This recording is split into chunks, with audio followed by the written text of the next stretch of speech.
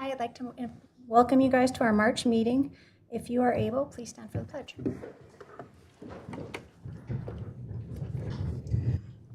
Allegiance to the flag of the United States of America and to the republic for which it stands, one nation, under God, indivisible, with liberty and justice for all. Please join us for a moment of silence.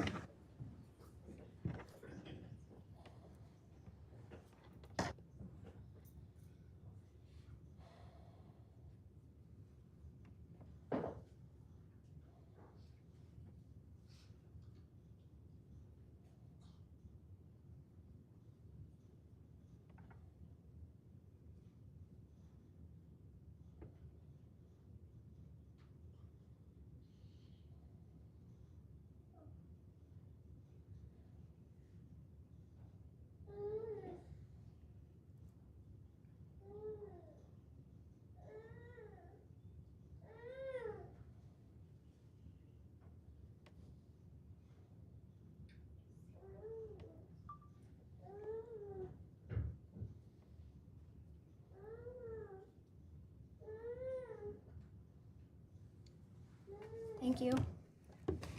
Item 2.1, approval of agenda. I'm asking for approval of agenda minus agenda item 7.16, so we can further discuss it with all our board members. So moved. You first, Kelly. I second. Okay, any discussion? No. Motion passes. Item 3.1, approval of February meeting minutes. I move to approve as presented. Excuse me, I don't think the mic's on. No, you move. It is here. Oh, sorry about that. Okay, there we go. So 3.1, approval of February meeting minutes. I move to approve as presented. I second. Okay, all in favor? Aye. Motion passes. Item 4.1, ratification of expense payroll vouchers and tax credits and activity accounts for your approval. I move to approve. I'll second. Any discussion? Okay, motion passes. Item 5.1, I'm sorry, all in favor? Aye. It's been a while, aye. Motion passes. Item 5.1, student and staff recognition, Mrs. Clark. Would Becky Clark and her guests please come up to the front podium, please?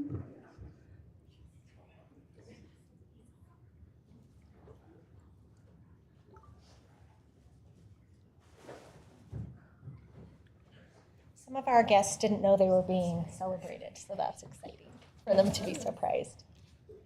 I'm going to start. Yeah, perfect. Okay, members of the board and Dr. Farnsworth, thank you for this opportunity to celebrate some of the outstanding students and staff at Shola Junior High School. I am pleased to present 3 individuals that are just so awesome. They make every day better at our school. Our first student that we want to celebrate is Broden Spear. Broden was nominated by his teachers. I don't know if you knew that this was going to happen, and that's how that happened. He is a model student at Shola Junior High School, and this is a time of year where I get real mama bear and don't like to give him away to the high school, but I imagine Broden's going to want to go and do great things there.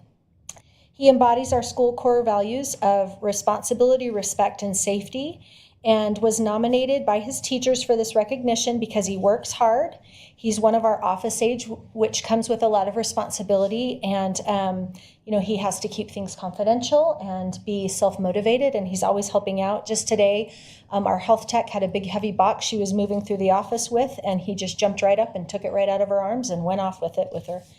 And so we just want to make sure that he understands that the way he presents himself in a mature and professional manner is one of the ways that he helps to support our school's core values.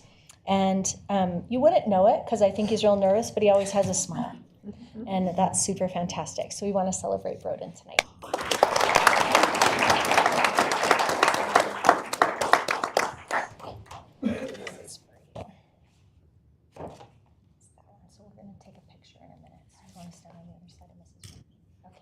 All right, our next student that we want to recognize is Miss Reagan Hall. Reagan was nominated by her teachers for this honor, and she also embodies our school core values of responsibility, respect, and safety. Reagan maintains high grades in her honors classes. She is part of our PBIS crew, and that's the student group that runs our store, and they oversee kind of that celebration part of our positive behavior program. And she's also a member of student council. She just helped our student council president run the PEP assembly. And sometimes if you see student council doing something and you don't see Reagan, it's because she's in the mascot uniform. Really fun student to have in our mascot uniform. She also participates in a number of sports and always has a smile and just a positive attitude. When we're working with student council, she's always the first person to say yes, and yes, ma'am. And I just think she's fantastic. So thank you.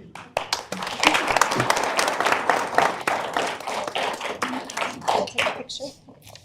Okay. This is Jodelle Roten, and I was thinking about all the things I wanted to say about Jodelle. I think we started teaching about the same time. But Jodelle was a teacher at the intermediate school, which is the building the current junior high is in. And so I like to think of her as an OG staff member.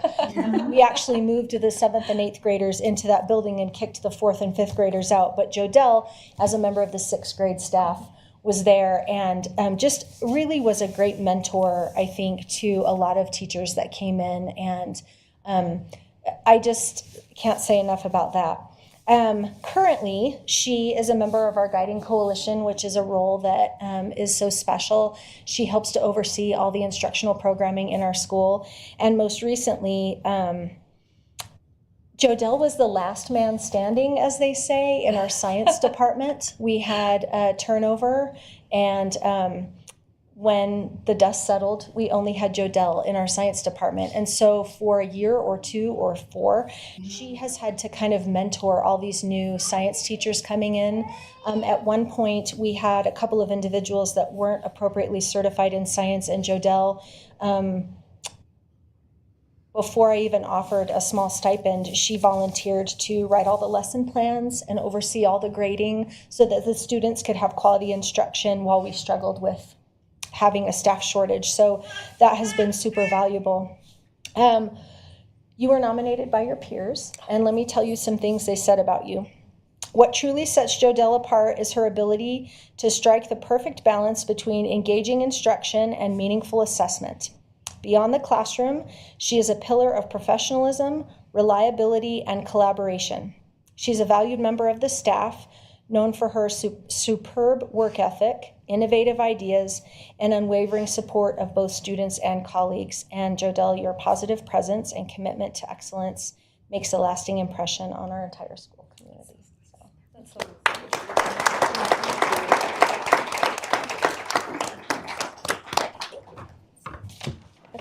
for a picture. Let's do a quick photo. So if all of you come up here, mom and dads, grandmas, parents, you want to come up and get a photo? Yeah, that would be nice. Scoot towards me. Hang on. Sorry, just okay. There you go. Okay, thank There you you. go. That's, and I just have to take 1 step to the 3.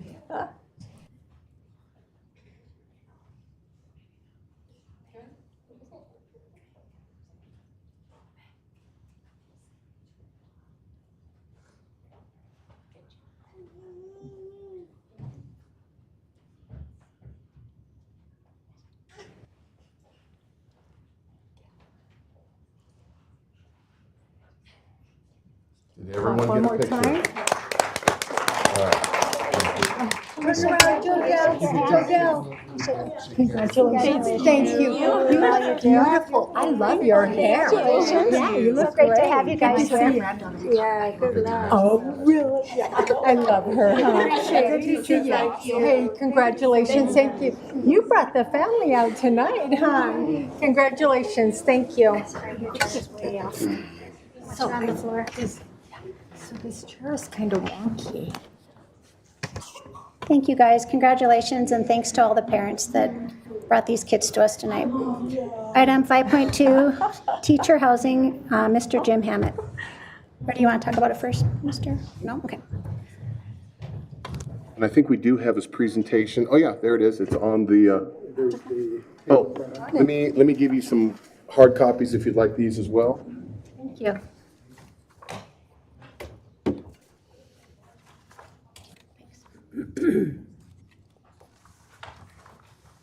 Mr. Hammett, do you need a hard copy? I'll take one. There were extras, yes.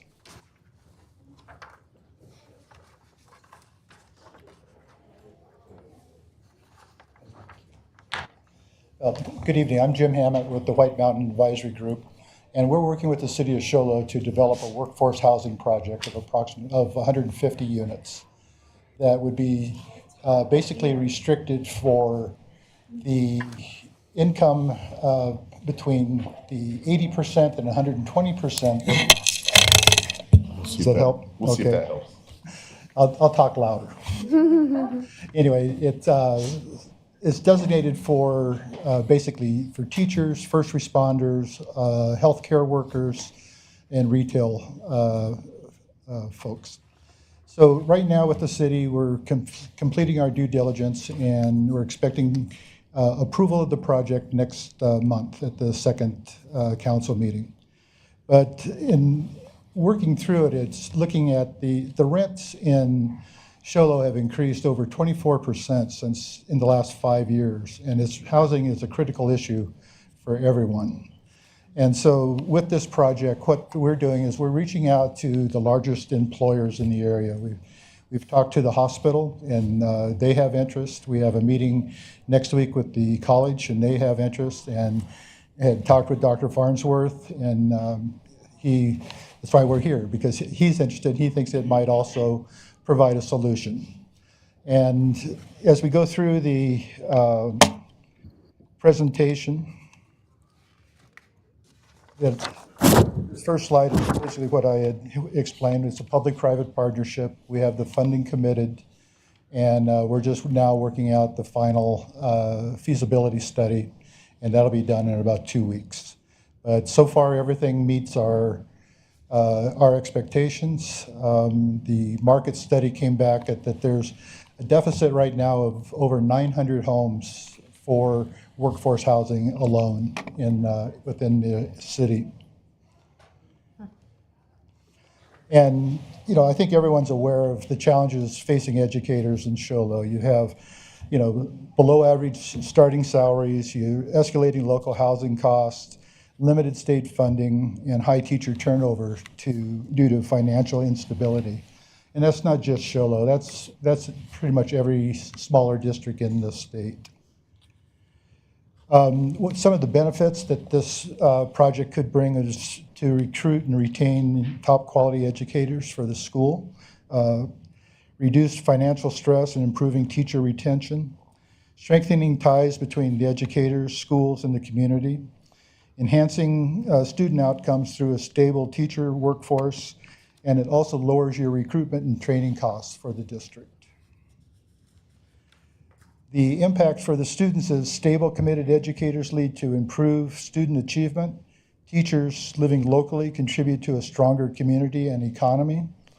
Increased parental and community engagement supports student success and establishes Show Low School District as a leading district for educators. The proposal that we have for you for consideration is that the standard affordability guidelines allocate 30% of a household income for your housing cost. And our proposal to the district is that the district determines their need, and we set aside a certain number of units to meet that need, and there would be a stipend coming from the district to bridge the gap. So if someone qualifies for $1,000 a month in their income, and the 100% AMI rent is about $1,550, the stipend would be approximately $550 a month. And on this last slide, it shows that the stipends are showing, and those are annually and not monthly, obviously. But it gives you a good feeling of 1, 2, and 3 bedroom, 3-person households, and what the stipends would look like for that. So I'm available to answer questions and things, but what we would like is, should you agree with this approach, we would really appreciate a letter of support to the city. We would work with the administration to determine the financial impact for the district. And then we would come back to you with a proposal for a master lease of a certain allocated number of units. And that lease would be essentially probably a 5-year commitment that for the next 5 years, these units would be available.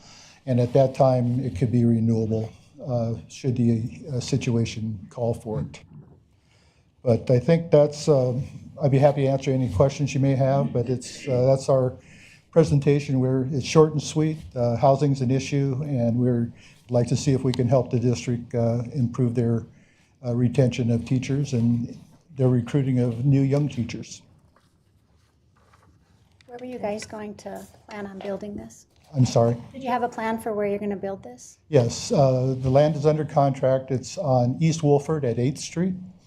It's, which is a very convenient spot. It's, this parcel has been zoned for over 20 years, so it's already entitled. And once we have council approval, then we'll assign the contract to the city, and the city will own the site. Do you know when it will be done? I'm sorry? Do you know when it will be done? In about 24 months. 4 months. So is it like a duplex type of building or apartments? It'll be apartments. It'll be 2-story walk-ups, double loaded, where you have apartments along both sides. But the interesting thing is it will be factory-built homes, that units. That Zinni Homes is building a new factory just outside of Snowflake, and we'll be the first project for that factory. And that was going to increase employment up to about 1,400 jobs over the next 5 years. So it's really a kind of a very cooperative situation where they'll provide excellent pricing on this first project and help grow the business. So when you say it's factory built, is that like a mobile home? No, ma'am. Or- It's actually a light gauge steel. It has a 60-year life cycle. It conforms to the International Code of Building Ordinances instead of the HUD code. So the level is much higher. And because I believe mobile homes have a 20-year life cycle. So this is about 3 times that. And it's interesting because the units come finished, the appliances are in, the cabinets are in. So when it comes off the truck, you take it off the truck, you set it in place, you bolt it, weld it, and then you do the next one. Wow. So we're anticipating a fairly quick construction period. And are they multi-bedrooms or depending on, what is needed or how? Right, it'll be 2 and 3 bedrooms. We'll have 122 bedrooms and 33 bedrooms. Okay.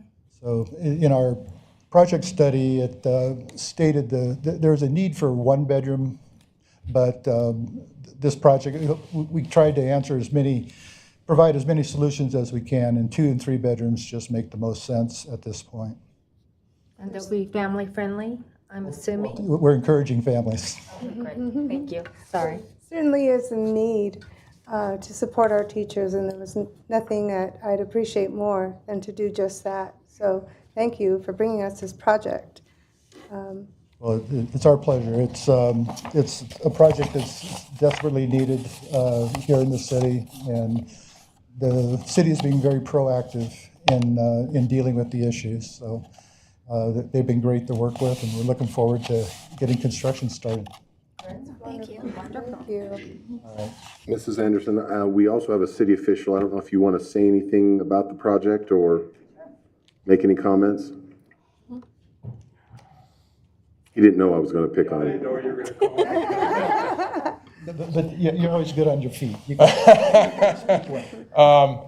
I don't know that I need to, say any more than what Jim's already said. It's, as you know, it's a huge issue for the entire city, actually the entire area. not only for the retention of teachers, but as I try to recruit businesses to this area, it's the same issue. When you have to show that you have a workforce and you cannot attract a workforce here due to the housing costs, it becomes difficult. So this was really an area that we really decided this past year that we wanted to put special emphasis on, try to solve the issue, and I think we're making good headway. We've developed an incentives package to encourage the development of workforce housing, and we're seeing a lot of interest in that. And so that's how we met Jim and his group, and so we're pleased to hopefully partner with their group on this project, and hopefully others down the road. So we're ready. We think this is going to have really be the project that'll kick it all off. So we're happy about that. Wonderful. Welcome to Show, though. How many other projects or areas have you serviced? I've been in this business a long time. So, let's see, I think my last count, I've built over 30,000 units in the last 30 years. Wow. It's a lot of units. And that just reinforces the 24-month completion date, right? That's right. We have the process down to science. Wonderful. Thank you. Okay, well, thank you. Thank you. Forward to it. Yes, very much so. I would like to add, thank you, Jim, and thank you for being here from the city. I would like to add that Steve, thank you. I did a quick survey when I first met with Jim, and we had 71 responses, so 59.2% of the 71 said they weren't in the market at the moment for housing, but 41% were in the market. And when we asked what type of housing you're looking at, by far, most of them were looking for a 3-bedroom or a 2-bedroom. And then what really doesn't surprise me, almost half of the people that are looking for sustainable housing is our hourly folks. So our cafeteria workers, our bus drivers, our maintenance workers, our custodians, because it's very hard to afford housing on those kind of wages. And so not only would it help teachers, it would also help our hourly classified employees. I would also mention too that the city commissioned a housing study about 6 months ago. We just received a report a couple weeks ago, and it's actually a housing assessment and action plan for how to meet the needs. And we have those results now, and much of the information mirrors what Jim is telling you as far as our deficit. And so we're going to be looking at action plans moving forward on not only workforce housing, but also the affordable housing segment, also senior housing, the whole gamut. So we're going to be looking at all of that going forward. Thank you. We need it. Thank you. Yeah, we do. Thank you very much. Thank you. Item 5.3, WMI Dropout Prevention Program, Mrs. Roach.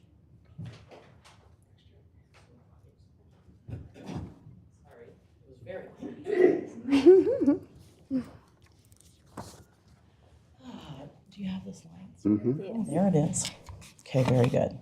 Hi, good evening. I almost said morning. I'm Reagan with WMI, just to give you a quick update of what we've been doing, and I have to roll it. So I just really quickly wanted to review our mission. The mission of WMI is to assist underserved or at-risk students in achieving their highest potential through individual, flexible, structured, alternative educational experiences designed to enhance their academic growth and foster lifelong learning. I could go over each bullet point, but I'm just going to quickly summarize it. So our belief, we just really work with each kid where they're at, whatever's going on in their world. We really just focus on the kid, then mental health, then academics, and we kind of wrap that up into one, and we do it for every single kid. So on Fridays we meet and we talk about every single kid's progress, what they're doing, what has worked for them, what hasn't worked. If we need to get outside resources, we bring in outside resources. But it's really just a way to catch the kids that don't fall within that typical framework of the general education setting. So it's all there. But there's 3 staff members, and with the 3 staff members, it's been like we're arm in arm, just making sure that kids are getting what they need, when they need it, and how they need it. We also do home visits.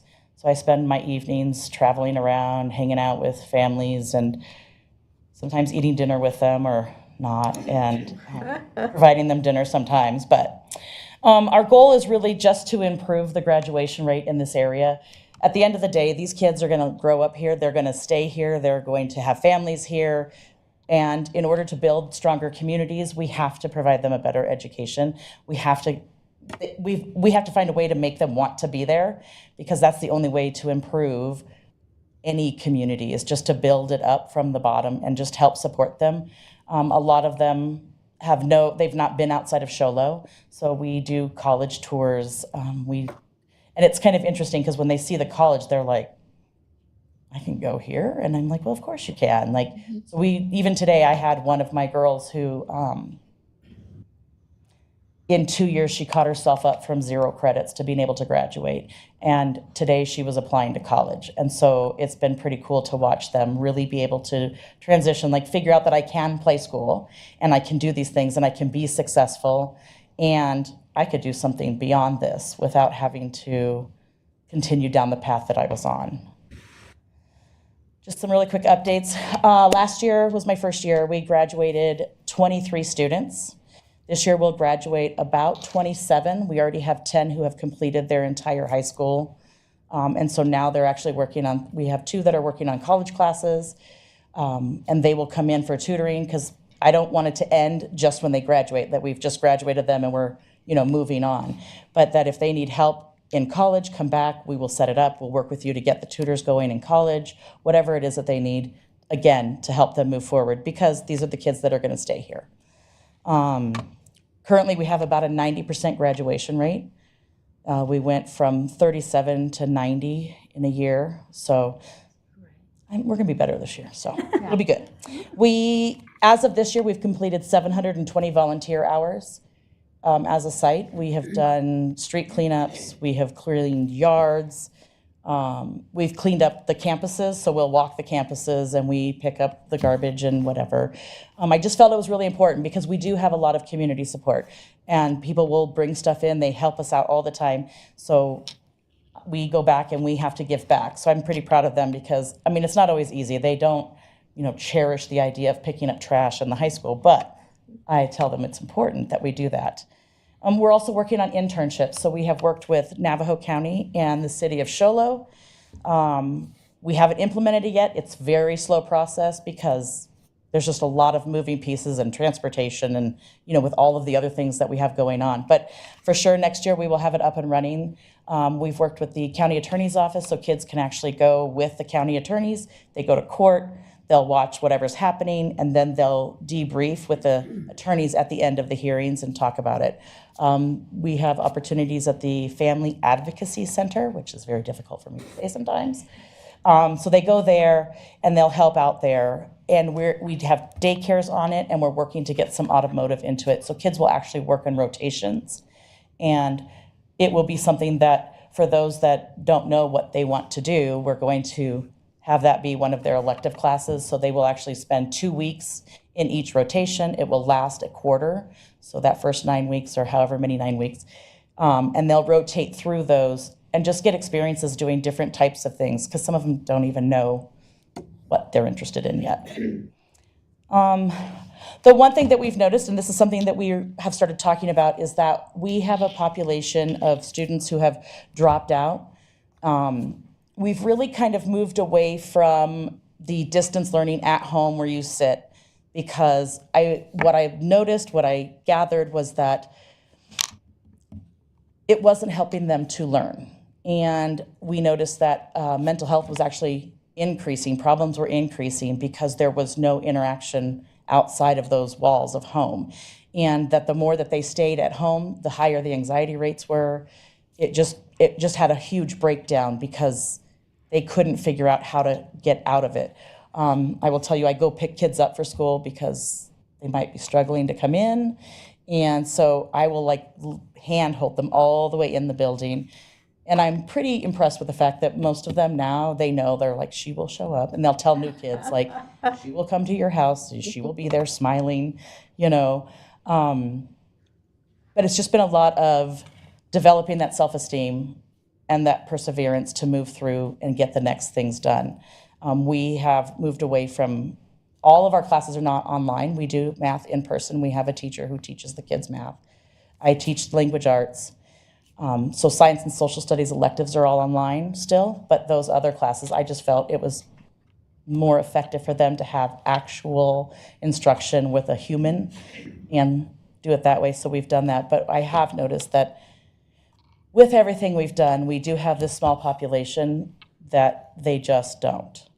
Or they want to do distance learning at home. They will find any program possible in order to be able to stay home and go to school. So one of the things that we've talked about is doing a dropout recovery and prevention program, which would be a distance learning, but it is going to be for individuals. Their cohort year would be a senior year or be like older than that. So it's kids that have already dropped out and they're not going anywhere, but it's at their pace. So it's not that they have to get this class done. It's not like a typical high school schedule where you have your 6 classes and you do them. That person decides what classes they're going to do, how long they're going to take, and here's what I know that I need to graduate. They do it at home. There are tutoring services available, but it's really more I feel like it's designed for those kids that are in that 18 to 21 range, because when you get up there in the 21 range, it is not fun to go hang out in a building with 9th graders. And so typically they don't want to go back. I will say this year we have one, she finished her high school diploma 3 days before her 22nd birthday. And so it was pretty, for her, it was huge. And sometimes it takes them leaving and figuring out oh, I really have to have that to do something. So one of the things we looked at was doing this dropout prevention, and it's just for a very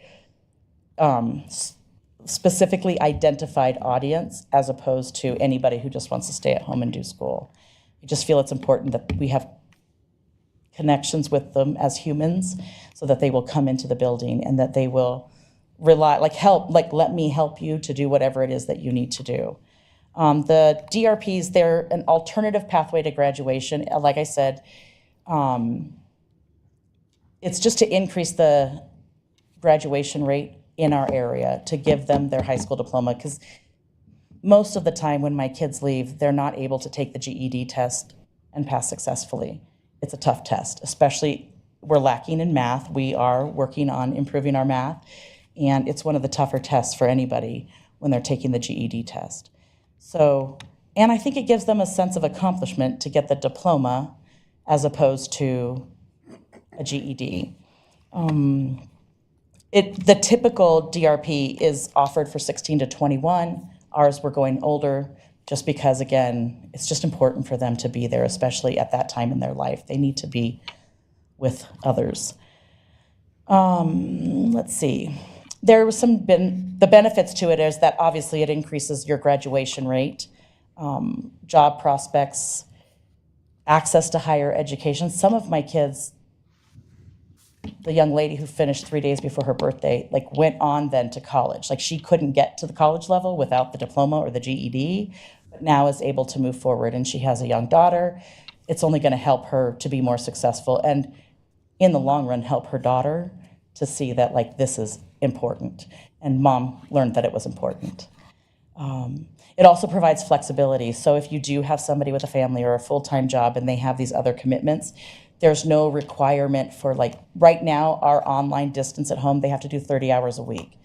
They always tell me no problem. And then they realize how many hours is 30 hours in front of a computer at home. And they're like, I can't do this. So the DRP doesn't have any time requirements. You just have to finish before your 22nd birthday. It gives mentoring. So we will have, our counselor will be available for mentoring, help them with college prospects or trade schools, any type of training that they need. However, they're not required to come to class every day and be here at a certain time and sit in the seat for a certain amount of time. It also gives some leeway that they can get credits for classes that we can connect with standards to what they do at work. Because sometimes that, if they work, for instance, with money, we can connect it through different standards to get them credits for high school classes. Any questions? I wanted it to be quick. Sorry. That's awesome. We certainly appreciate you and having the resources available to our students. Not only do you establish relationships with them, along with your home visits, but getting to know the families. And then the internships, putting that out for them. I so look forward and helping them recognize their potential and all of the things that is possible to do out there. So thank you for what you do. Thank you. Yes, absolutely. So how many students do you have this year? We have 47 that are in person and 4 who do distance learning. So actually, of my 4 distance learners, all 4 will graduate. We've kind of phased that out. And so really to get to that point, you have to go through me, and I'm not an easy pushover. So I like you to be in front of me, and so I can see your face. I hate going to a like last year I went to a graduation, and some of the kids I didn't know. And I was like, oh, who are you? And where'd you come from? But they're in my program. So it's just important. And you meet them where they are in life. Things happen. And sometimes we just need that little extra guidance to, and It was interesting. So I had a kid, a young man call. He's 21 right now, 21. And he's not from Show Low, but heard about it and was like, listen, I just need to get my high school diploma. Can I do this? And I was like, okay, we'll try it. Like, how do we do this? But he's actually going to come to graduation. We have Zoom meetings with him. Like, it's been fun to kind of see that transition. And the kids that have transitioned from the distance learning to back in school, it's been a complete changer for them because it's like, oh, why did I torture myself doing it the other way? And it's good for them to learn, socialization skills again, that connection with other people and their peers and, and moving forward. And I'm really grateful for all you do. I think we have the right person in the right place. And, Oh, thanks. yeah, and I appreciate all that you do because I know you work hard for them. Yeah. And you love them, and we appreciate that. Yeah, sometimes I think it's too much, but Okay, that's a mama coming out. It is the mom in me. It's so funny because typical day at WMI looks nothing like any other campus, and I always feel like, don't come in and judge it, please. That's what's needed. Yeah. Well, we have our food closet, and they will go get what they need out of it and eat something, and we are a family. Like, as much as I'm I am probably the mom and the grandma and everybody else, but they know, okay, I can go to her if I have something. They call me over breaks. They hate spring break. They hate Christmas break. They're just like, can you go in today? And I'm like, okay, I'll come in today. And they will, but they come in on their breaks, and they just want to sit and play games. But they need you, and they need that consistency. And so thank you for providing that. They appreciate that sense of community. They probably didn't realize they needed. So thank you for And they're learning to vacuum. That's an Take important out the skill. trash. It's just like at home. Yeah, teaching life skills, and it's absolutely. important. Yeah. Thank you. Thank you. Looking Thank forward you to seeing you at Would it be graduation. okay? Would it be okay if I asked a question? Oh, I didn't know John was on. Sorry, John. I was like, is that Where'd he come All from? right, I'm used to being ignored. okay? Bye. No, just kidding. Quick question, is this, we're not talking at all about eliminating our online program, are we? Yes. Well, okay, so we have WMI consists of 2 schools. There's the WMI and WMI Online. The online one is the one that we had started phasing out because there was no success in it. But then because of the hour commitment. So when you tell you still have to have an extreme number of hours that you can show that they were doing schoolwork online. And that doesn't normally happen. 30 hours a week for a teenager to do schoolwork they will log in and then go to a video game. Mm-hmm. And so what we've noticed is that they're not getting their 30 hours, and then they end up being dropped because they're not meeting the time requirement. if we transition, and this is something that we're in the process, I would love more time to talk to you all about it. We're in the process of kind of looking at the DRP because it doesn't have the time requirement. And because we require our kids to come in, basically, except if you're older, we'll work with you. And so taking away that time requirement is going to help us because there's no, I wish I could figure out, I can't think of how to say it. Like, it's part of our ADM if they don't do their hours. The other program has no hour commitment. So it's much easier to say, they just have a plan. It's called an individual learning plan. And it literally says, like, I need to take English 10, and I'm going to take it on March 21st, and I'm going to finish it by April 17th. And that's how that works. And then if they don't, we meet again and we make a new plan, but you have to have 30 hours in order to stay enrolled as a student. Because after you don't meet your requirements, it's like you're dropped because you're not attending class. So the reason why I wanted Mrs. Roach to come and present, because this is not an action item, it's more of an informative item, is to let you know we're going to bring her back later when she's finished researching with the state about this more flexible dropout retention program, which other programs that are here in the Show Low area, they're up and running. And we discovered, well, why can't we do it? And we be our own dropout prevention program in addition to WMI. Mm-hmm. And so she's done a lot of work. It looks very, very feasible. Again, that time restriction is not going to be there to which you normally need to get at WMI and the regular high school experience. So that gives us the flexibility to just customize by kid what they need.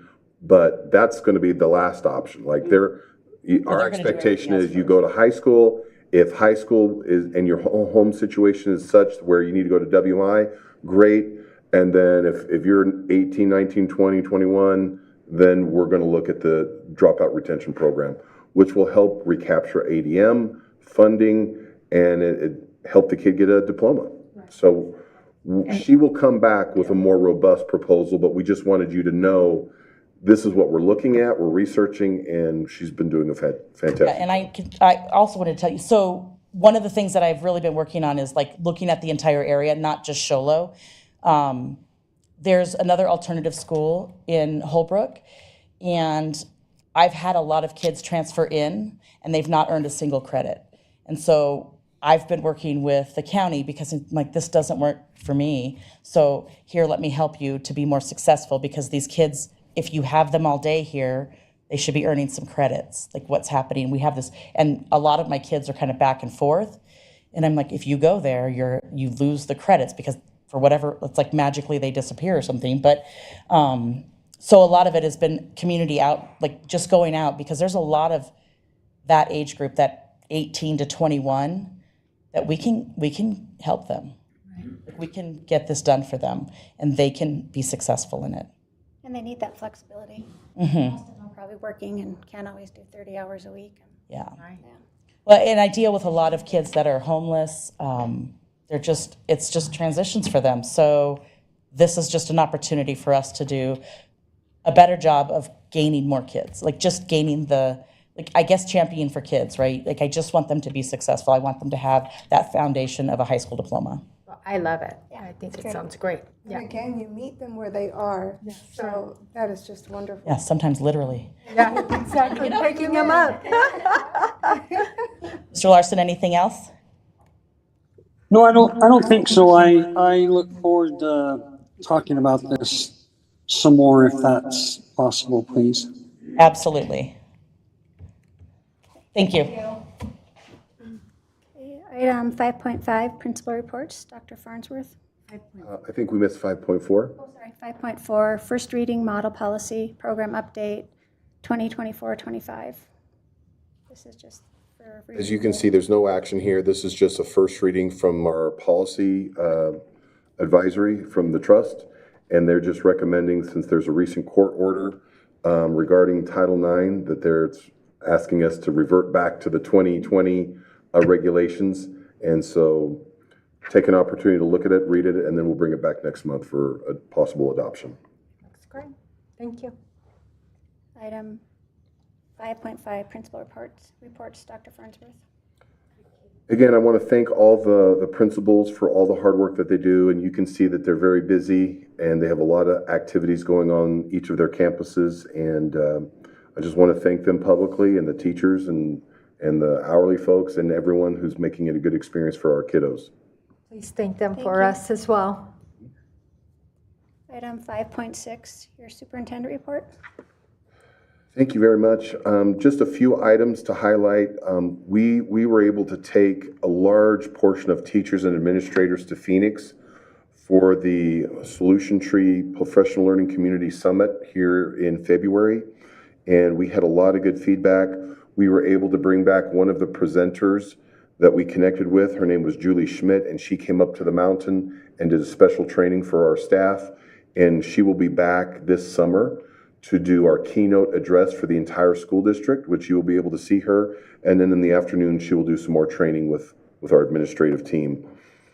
I was able to complete the Law 100 webinar necessary for the SRO grant for the city, and so I'm happy to complete that. I was able to reach out to Katrina Jenkins. She's the Navajo County Emergency Management Director, and we talked about the fire hazards that are coming up. We talked about how dry it is up here. We invited her to our monthly safety meetings, which she was able to attend, and so we appreciate her. We're looking at getting donations for classroom emergency buckets, and so looking at different resources to replenish those buckets. We applied for a special water reduction grant. So I believe one of the board members notified us, Ms. Boyer or Ms. Anderson, about grant money still available for water reduction. And so we applied. We have not heard yet, but I do want to say a special thank you to Jamie, our Director of Federal Programs, for writing that up and putting that together at the last minute, because there was kind of a rush on that. Our athletic director, Grant, who's in our fields and maintenance, who had to go out and do calculations of how much water does each sprinkler per gallon, per minute, per field, and it was a no small undertaking. We spend a lot of money on water, by the way. We had another successful Visions Committee and another one coming up this next week. The Director of Curriculum and myself, we are continuing to work with our elementary teachers, K-5, to look at our English language curriculum and to see how we can be more aligned in our approaches, because we have people doing a little bit of everything on different campuses, and so we're working with them to come up with a cohesive plan for next year. And as I shared with you, I did meet with a member of the governor's office this week, and she was on a listening tour, and so we were able to share some information about finance, vouchers, different topics that we felt the governor needed to know. So that's kind of my report in a nutshell. Thank you. Thank you. Kind of busy, huh?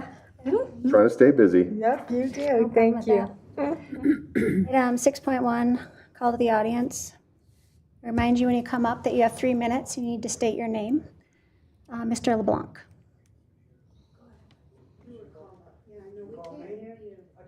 Come. You're welcome to sit in the front row if you'd like. I was thinking. Sounds like I have to. You've got the beautiful voice.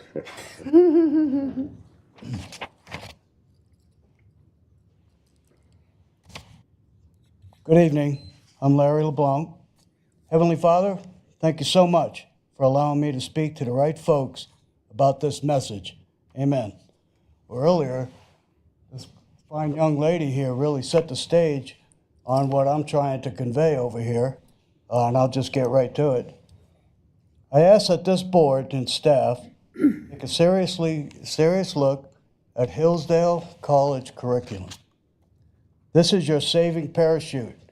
I am asking that you delete beyond textbooks and take on the challenge of breaching a contract.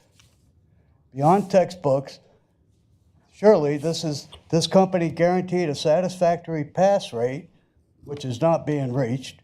This curriculum is the reason so many students have walked away. It is clearly a failing method.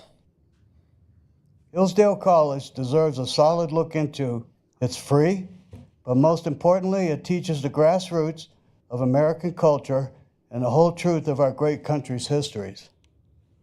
When a generation appreciates the roots that they come from, they strive to maintain a strong unity.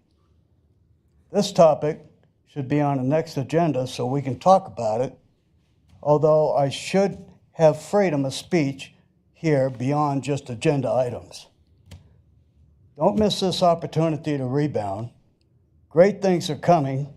It's time for the state of Arizona to start investing generously into all education systems instead of schools receiving conditional funds of ill health. Moms and dads, call your representatives and ask for help. These good representatives will help. Contact Tom Horn, your superintendent of public instruction. This guy will listen. I've talked to him. Board members, staff, don't miss this chance. Take action, and I'm requesting feedback in regards to what I asked, please. To delay is to deny. Thank you, and God bless America. Janet LeBlanc.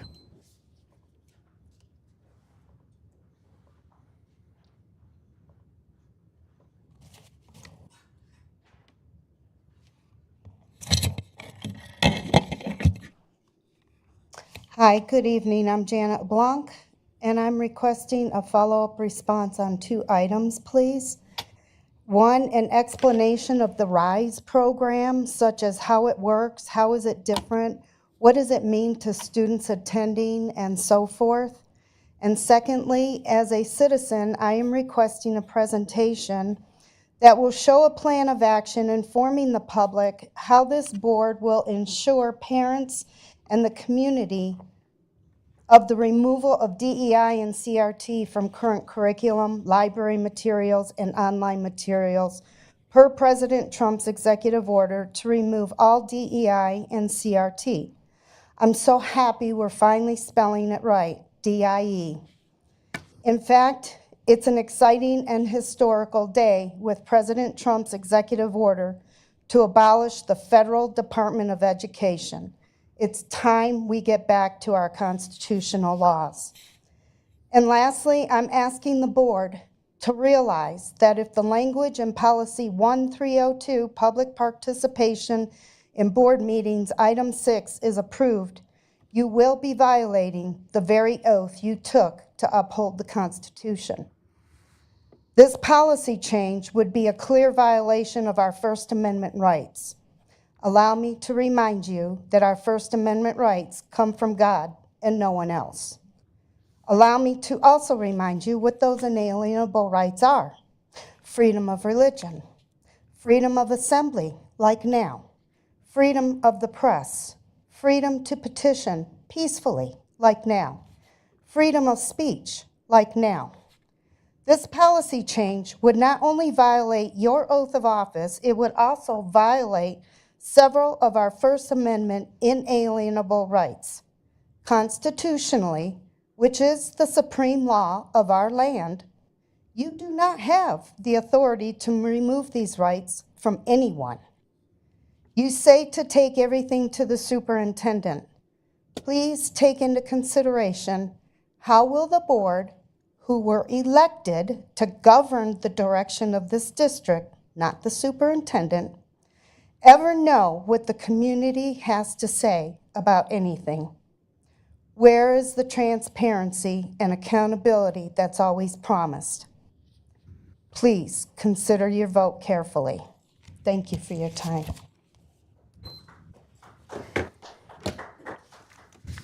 Item 7.1, classified transfers, resignations, and terminations for your approval. I move to approve as presented. Second. All in favor? Aye. Motion passes. Item 7.2, request for sped bus aid. Any questions? Any discussion, right? Yeah, do you have any discussion on it? No, it looks like we need it for a student. Yeah, special needs students. So I move to approve as presented. Yeah, I second. Okay. All in favor? Aye. Motion passes. Item 7.3, classified personal employment for your approval. I move to approve. I'll second. All in favor? Aye. Aye. Motion passes. Item 7.4, certified transfers, resignations, and terminations for your approval. I move to approve as presented. I second. All in favor? Aye. Motion passes. Item 7.5, certified personnel. Employment contracts are attached and new hires. So I was excited to see that it looks like we filled most of the positions of those that were leaving. That's So, awesome. I'm very thankful for our principals who are actively replacing as they get resignations. And so I feel like we're in a much better position this year going into summer. Although you can never predict what's going to happen in the summertime, but they're being very aggressive, very proactive in filling those vacancies. I'm glad to see it. I move to approve as presented. I'll second. All in favor? Aye. Motion passes. Item 7.6, 25-26 school year certified salary placement schedule. Dr. Farnsworth, do you want to talk about that? Yeah, and I'm welcome Shaylee Davis if she wants to make any comment. I want to point out that this is a salary placement chart that we're approving. This is not a salary schedule. There seems to be conflict in the district that this is a salary schedule for teachers, which it is not. This is what we use. This is the worksheet that we use when we are hiring someone for the first time, a certified teacher. This is the formula that we use to place them on this for a salary. I was just visiting with a teacher today that many people are confused, and that's going to be my job to help unconfuse them that this is not our salary schedule. We don't have a teacher salary schedule, as we've discussed. We don't have an admin salary schedule. We don't have a classified hourly schedule, which is what we will be working on this year. But if you will look, that we have been using this formula for the last several years. If you look down to the second box where it says Classroom Site Fund Prop 301, that's where the changes which we've discussed, which I've emailed and communicated to our teachers, we're going to be increasing that by $2,000. That's the increase for this coming year. Plus, we're taking money from the pay for performance to put it into the base, so their base salary will go up. So our base, coming in, new teacher, no experience, nothing. Their salary with the 13,000 would be If you look at 40. if there's no experience, they get a point. And you're looking at 38,106, and then you add in the 13,000 to give you 41,106. 48, I think. Oh, 51. it'd be close to 51. oh, Yeah, 51. 51. Right, So okay. straight out of college, 51 and change. That's right. I forgot to add the 10, huh? I was just adding that. 5, yeah, or the 3, yeah. Okay, great. Wonderful. We ask that you approve this. Again, we're going to be working with our teachers this year to kind of make sure, is this working? Is it not working? And seeing if we can make that adjustment. But that's going to be for this coming school year. And so our teachers, our returning teachers, they still will get the 13,000. They are going to get that in their base. Right, okay, very good, okay. And again, they 2,000 raise, right? Well, that's included in the base. 2,000, Yeah. okay, very good. Okay, I motion to approve as presented. I second. Any further discussion? No. All in favor? Aye. Aye. Is that an aye, John? Yeah, he said aye. Motion passes. Item 7.7, reclassification of Cubby Hole preschool paraprofessional. Dr. Farnsworth. So we have a paraprofessional that actually has her bachelor's degree, and so we're asking that we now convert her to a certified teacher, part-time teacher. Am I missing anything on that, Ms. Marsh? On the preschool? That's Not not yours? Yes, because it's also a state requirement that we have a certified teacher out with those kids while Mrs. Hall is teaching within the classroom. So it just happened to work out that this para is qualified to be a certified teacher. So it worked out perfect, as well as we're satisfying the state requirement. We got lucky. Sorry, Ms. Marsh, to put you on the spot like that. CTE You've got several things coming up. I just got trigger happy. I move to approve the reclassification of our current Cubby Hole. Oh, you went up. Oh, Shayla. sorry. That's okay. Preschool paraprofessional as presented. I second. All in favor? Aye. Aye.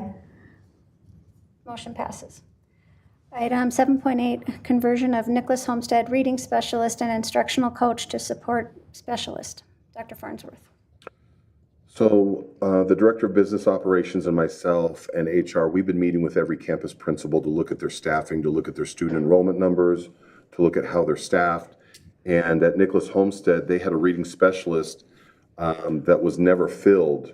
And with the principal coming in new during the summertime, we just didn't find the right candidate to fill that role.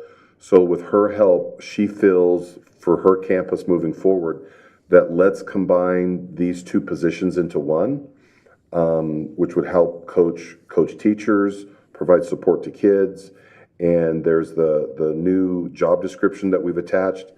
We like the plan. We support Mrs. Jones and her vision for her campus, and we ask that you would approve this new position. Although it's not a new position, we're just consolidating and reframing how it's being used. I'm sure Corinne will do a great job Sure, doing that. Nancy. So I move to approve as presented. I'll second. All in favor? Aye. Motion passes. Item 7.9, proposal for RISE. Dr. Farnsworth. So we do have a short presentation about our RISE program, and so I would like to ask our Director of Special Education, Ms. Beth Marsh, come up, and she brought a guest. And if you could introduce our guest, and then Absolutely. I am very proud to have with me Sarah Choet, and she is our lead teacher for our RISE program. And just to give you some quick background and for the audience, our RISE program is a state-approved EDP program. And what that is, it's a very specialized program for students with disabilities, only with emotional disabilities. And out of our students with emotional disabilities, it's those that require the most support. So it's a very small percentage of our population, but it comes with very specific requirements from Arizona Department of Ed about how we staff the program, what that ratio looks like, how the students are grouped together, all of those things. So we go to the, thank you. So a number of years ago, we have really worked to get our EDP program to the best functioning place for our students, the best learning environment for them. So a number of years ago, we combined our programs, grades 3 through 12, onto one campus. The high school campus happened to have the most space and the best environment for our students. And so we brought them together. At one point during the year last year, we had a memo from ADE, and they said, you need to make sure that all of your students are enrolled on the campus which they physically intend. So that meant that all of our 3rd through 8th grade now needed to be enrolled in the high school system. That led to some issues that we will talk about. So we had a monitoring visit where we actually had great feedback from our monitoring specialist from ADE and was really pleased with our program and what we were doing. And she at that point said, why are you not a separate school? We said, well, what do you mean? She said, yeah, you can be, the model is set up to be a school within a school to the point where we can have our own identification number and be our own school, just like WMI is its own school within our school. And so at that point, we started exploring, looking at what that would mean. I brought it to a group of our district leadership with all the players that it would impact, and we poked holes in all of the pieces. And really what we found is the benefits outweighed, actually we couldn't find any negative pieces to it. And so what that would look like is we would remain where we are. Day-to-day operations would look exactly the same. It's all the logistical pieces that would change for us that have created a lot of headaches for people. And it also, so it doesn't change anything for students, anything for families, for teachers, has no financial impacts, but it could have some great positive impacts on logistical pieces, which Mrs. Chowitt's going to talk about. Yeah, so like Mrs. Marsh said, last year we moved everyone under the high school in our computer system, which is Power School. It caused a lot of problems because the high school is set up for 9th through 12th. So you add in 3rd through 8th grade, and it had a lot of negative impacts on that we've had to work through. It's caused problem after problem as far as like transcripts, GPAs, all of those kinds of things. It also makes it really difficult for when we're creating our schedules for our students because it looks different than the high school does. Our courses look different. It's all specially designed instruction that these students get based on their specific needs. And this year, for instance, we do have kids in every single grade from 3rd through 12th in the RISE program currently. So it creates a lot of different issues. By having our own designation, it would just really help the logistics side of that and take away a lot of the burdens that we're having right now as far as creating courses. Even just putting grades in and attendance is really difficult for us because it's just not set up correctly for us to be in the system. So it would just really help eliminate a lot of those problems that we are having. In addition, like a lot of the school-sponsored products that we use, like IXL, Khan Academy, again, we've run into big issues because our kids are under the high school, so it's set up for 9th through 12th. So then I have to go back to the back office people. They're having to do a lot of figuring out and changing to make it work for our students. Where if we were set up as our own school in the computer system, it would eliminate a lot of those problems. It will be some more work up front to get it going, but once it's going, then we can kind of create things and do everything we need to do on our own without having to get a hold of Nicholas Homestead or the junior high or the high school or all of those things, and it would just greatly streamline all of those processes for us. And like Ms. Marsh said, we tried to poke holes in it, and we really could not find any negatives to it. It would make everything just more streamlined, more efficient, less time that we have to work on back office, more time we can be with our students and give them what they need instead. So we've created just a quick timeline on what that would look like. Hopefully with your approval tonight, then we would start working through these pieces. We brought it to you early on intentionally because we will have some work to do. Mrs. Ramsey will be instrumental in helping us with the ADM, actually setting up a separate school. We'll have to apply with ADE to have that school approved for our district. So as you can see, there's a number of things that we will work through, but we would appreciate your support and would value the time to make sure we have everything set up. We're not trying to do any last minute. So would we have to reduce the square footage of the high school? You know how, because it would be for another school, or? That's a good question, Dr. Farnsworth. Ms. Boyer, we didn't think about that. And so You can look into it. I think that's something we're going to have to look into because we're going to have to reallocate that to this other school.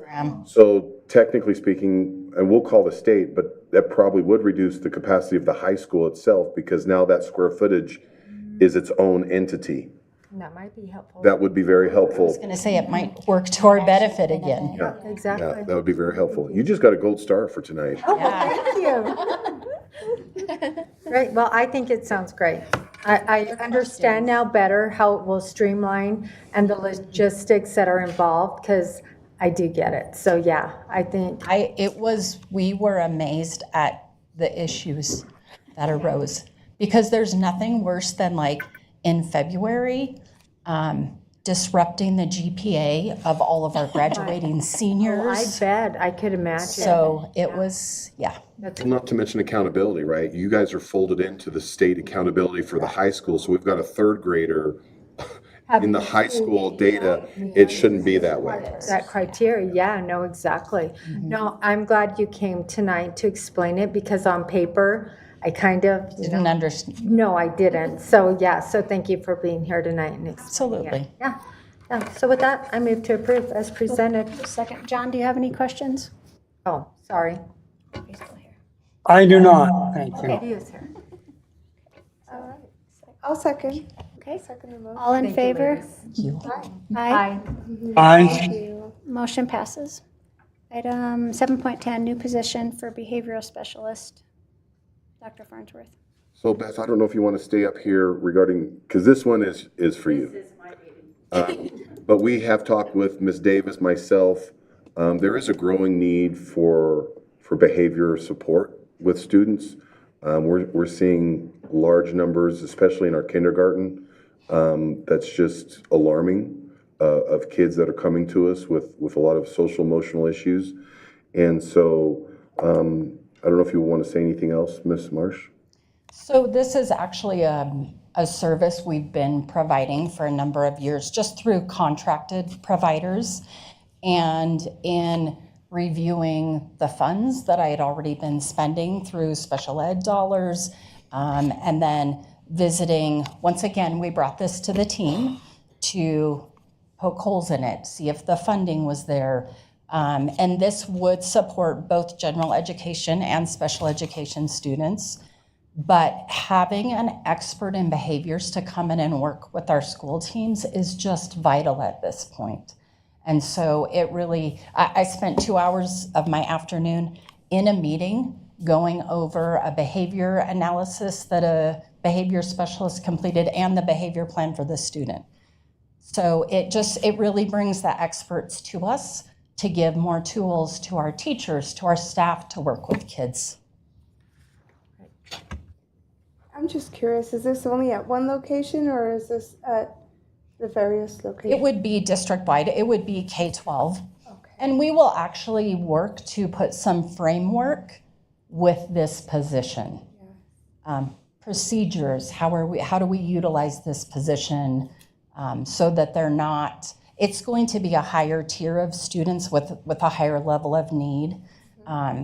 We always want the teams at schools to work on those lower level behaviors and plan first and try different interventions, and this would be a higher level. Do you think we'll be able to bill it? I do. I have there's some different contracted services in our community that we've been working with and have had really positive relationships, and I would welcome any of those people to apply, and we'll obviously post it and interview and follow those procedures, but I do think it's viable. Good, I hope so. Okay, thank you.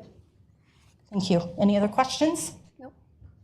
I move to approve a behavioral specialist position as presented by admin.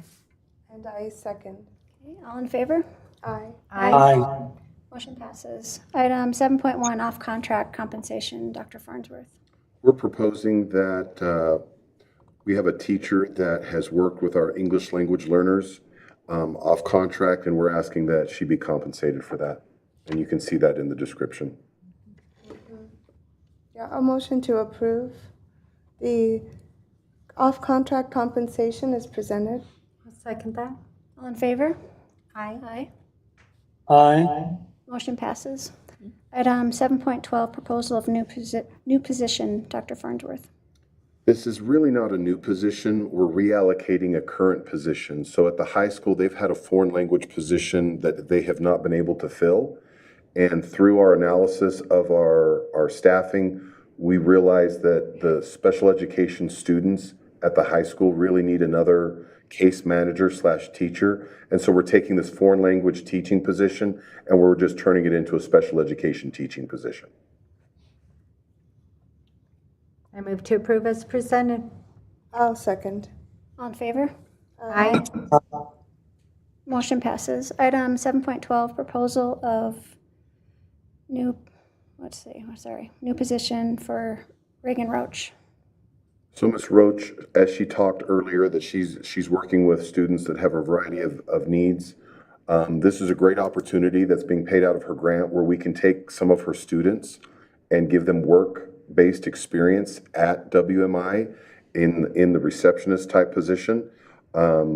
We think it's a great idea that she's able to kind of tap some of her students to get job experience and that we can pay them, and it's coming out of her grant. And we recommend that you approve it. I motion to approve the new position proposal as presented. I'll second that. All in favor? Aye. Aye.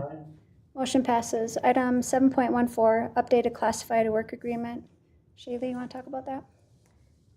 Yeah, we just needed to update our classified work agreement for this next year with some new language regarding their hours and their work week, as well as some new language on the overtime piece of it.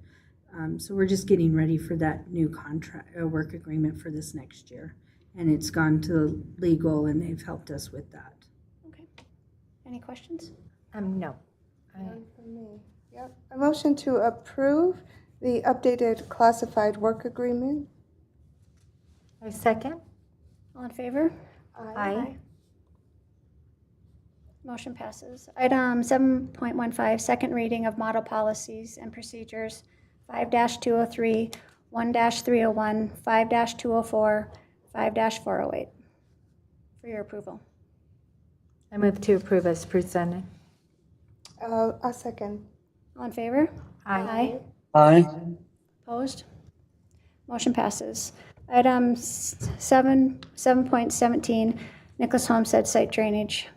Dr. Farnsworth. We passed 16. Yeah, we took it out at the agenda. Oh, just kidding. Sorry. So if you look at That was my fault. 717, 718, and 719, they're all going to have terms and conditions. So Mr. Rail, our Director of Operations, who's here tonight, he has been working diligently with the School Facilities Division on getting different projects funded through the state. And we've been very fortunate with his work ethic, along with Ms. Davis, who they tag team to get projects presented to the state and then hopefully approved by the state and then hopefully funded by the state. And part of that process is that we ask that we come to the board for terms and conditions, which basically is asking the board to approve us to work with the state to go ahead and do these projects. So the first one, 7.17, is the Nicholas Homestead site drainage to help us work on how water is drained away from the campus so we don't have flooding issues. That would be the first one. I move to approve as presented. I'll second. All in favor? Aye. Opposed? Motion passes. Item 7.18, Nicholas Homestead carpet replacement. If you've ever had the pleasure of going into Nicholas Homestead, we probably have 10 different types of carpet, all mismatched together. And we petitioned to the state board that we would like to get it refurbished, replaced. And so that's the terms and conditions for that. Well, I sure hope we can. I will move to approve the terms and conditions as presented. I'll second. All in favor? Aye. Aye. Opposed? Motion passes. Item 7.19, Sholo Junior High water heater and grinder pump replacement for your approval. Yeah, and this was kind of an emergency situation where the water heater went out, and we did get approval under the emergency status to get that fixed and repaired. Oh, thank goodness. Yep. That's great. So are we approving? You're approving the terms and conditions so we can proceed with the work. Okay. Oh, okay. So the work has not been done yet on that one yet.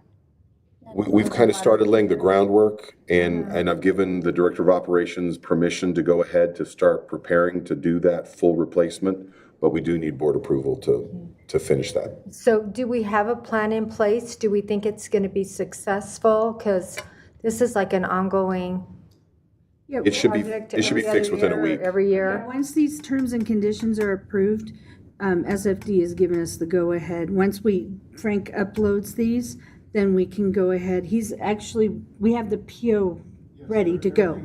Yeah. Ready to go. We just, once we upload these, then that allows SFD to give authorization, special authorization to. Right. They got the parts ordered, that everything's ready to go. And what I'm asking is, do you think we've developed and come up with the project so that it'll be successful in the future and we're not looking at this same problem every year or every other year? Because we have tended to have it. So. These water tanks will be 2 tankless systems. It won't require the water to be Great. The water pressure will be greater, and the grinder pump, once that's fixed, will address that. Wonderful, thank you. I move to approve as presented. I'll second. All in favor? Aye. Aye. Motion passes. Item 720, Shola High School Robotics Building Square Footage. Dr. Farnsworth. So in one of our many conversations with the School Facilities Division, we discovered that the old robotics building, which is between the junior high and the high school and that old bus loop, that building that looks like it's falling down, that is actually, the state actually has that coded as student usable square footage. Oh my. And we're like, no. And so this is, again, requiring board approval. This would then take the square footage off of the books. It's not usable square footage, which again will help us in the future if we need to go out for a new school building. We're just removing the square footage because it is not fit for student use. And they had it coded as a robotics building for student use, but that's no longer the case. I move to approve a reduction in square footage as presented by admin. And I second. Okay, all in favor? Aye. Aye. Opposed? Motion passes. Item 7.21, ICM contract. Mrs. Davis. So this is a contract to digitalize our our archive student records that we've had forever. That's been over at the junior high. That quite a few of it's been damaged because of water, so we've had somebody going through and purging the records we don't need and getting them ready to be put on microfiche and so that we can have them, so we can search for them when we need them. Actually, right after I started, you guys approved that based on the state library approving us to digitize them. So now we have this contract so that we can get that done. She's gone through all the records. They're ready to go. We just have to box them up, and these people will come and get them. And we are going with the 100% quality. We had the option on the contract of a 20, 50, or 100% quality. We obviously went the 100% quality. Our first contract or quote that we got, which was last year, was $176,000, and that was a rough estimate. We didn't know what it was going to look like. So once she got it pretty clean, we asked for a new contract, and it came down to $100,000. So much better quote now. So, but we think 100% quality would be a much better way to go, so that we have good records that we can search when somebody's looking for their records. If they need them. So we ask that you do this. It's going to be a little bit of a process, but once we box them and send them off, then they'll work on them, and we will check them as they go to make sure it's good quality. But we're excited to get this done. I am too. It's You've seen it, needed. right? Yeah, that used to be my baby. So I'm so glad to see this being done. And you'll probably find my student record in there as well. Yeah. So, exactly. So I move to approve the ICM contract as presented. I'll second. All in favor? Aye. Opposed? Motion passes. Item 7.22, student fundraising for your approval. Oh, I'll make a motion to approve for student fundraising as presented. Yeah, they look like some fun things to do, so I second it. All in favor? Aye. Opposed? Motion passes. Item 7.23, gifts and donations. Dr. Farnsworth. Again, you can see the donations and the dollar amounts. And again, I just want to publicly thank our community and our business partners who generously give to our students and staff. And it's just overwhelming to see all the support throughout the entire year. And we just live in a great community, and I just want to publicly say thank you for all that they do. There's many behind the scenes individuals that donate and donate time as well that you don't see captured on this when they come and volunteer and help out. So I just want to say thank you and recommend that you approve all the many different donations. So we have Ohio Pile Prints, they're donating. Sholo Boys Basketball Booster has donated. The Sholo Youth Recreation for the high school has donated. The Highline Vending High School, the Hills Truck in the junior high, violin case in the bow, and Sparklight for the junior high Student of the Month program. So just want to verbally, again, thank all of those partners. With a big thank you, I move to approve gifts and donations as presented. I second that, thank you, and move to approve. All in favor? Aye. Aye. Opposed? Motion passes. Item 7.24, future agenda items. Anything? I just would like to see us discuss call to the audience in the future, a meeting, and maybe have our attorney there as well, or telephonically, so we can present concerns, questions, whatever. So that's it. Okay, I'll entertain a motion to adjourn. Can we just suggest, we are recommending that we have another work session. And Ms. Davis, I know the next board meeting is April the 10th. Are we thinking to do it before April the 10th? Because there's some items that we need to discuss, so you're prepared to take action on April the 10th. Would that be feasible for the board to meet and do a work study session? Do you have a Dates in mind? certain date? You guys like the Thursday, right? I don't care. Doesn't matter to me. I don't think I can do it on the third Thursday. I have a meeting. What about the 2nd? Wednesday the 2nd? April the 2nd? Yes. So we would, okay, so we would have that the week prior to. Now, Or the I know 2nd. you're not here, Jamie. Did you want her here for Adjacent Ways? You want to do it on the 3rd, Thursday, or are you going to be gone the whole weekend, Jamie? She's gone the whole week. How about April 1st? She is here the 1st. Are you here the 1st? Well, we can be your send-off before you go. Are you here April the 1st? Yeah. That's Tuesday. Okay, we can do some kind of April Fool's joke for the. Exactly. I don't know if he's still there. He hasn't been. John, are you here? Yep, I'm here. Does April 1st work for you for a work study session? Yes, it does. You want to start at 5 and we'll bring in dinner? Sounds good to me. 5:30, what works best for everyone? 5 works. Okay, 5 o'clock. Right. April 1st, excellent. And then Jamie, beautiful.